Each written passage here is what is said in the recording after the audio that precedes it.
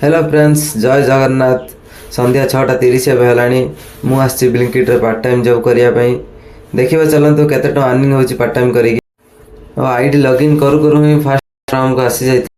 तो 4.5 किलोमीटर थिला ऑर्डर देके आसवा। आ लास्ट गोटे ट्विस्ट अच्छी बढ़िया ट्विस्ट, समस्ते देखते लास्ट जाए वीडियो को जानीपारे ट्विस्टा कौन। ये आम देखिपु रॉकेट छिड़ा है, रॉकेट नहीं कि ऑर्डर देके आसवा। रॉकेट को जाइए आसिक जस्ट पहुँची गोटे ऑर्डर भी आसीगला। ये ऑर्डर भी सही 2 किलोमीटर भितर थिला। चलो आपको भी ऑर्डर दे देके आसवा। एमती ऑर्डर डेलीवरी करू करू 10टा 10:30 होगला। तापर टिके वर्षा आरंभ होगा। जो बेसी जोर वर्षा है तो मो रूम को पलि आसली।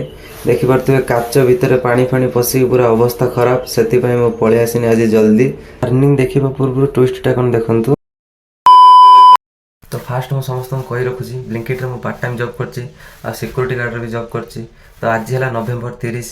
तो ये वीडियो जब 1000टा व्यू पलैब 1000 जब लोक देखीदे ताहले आम काली पाखर गोटे चैलेंज नवा। डिसेम्बर मास पूरा टोटाली ब्लिंकिट रे पार्ट टाइम करवा। देखा मास भर गोटे चैलेंज नवा जे मास भर 20,000 टका इनकम करवा। तो मुझे डेली ब्लॉग अपलोड करमी एमती।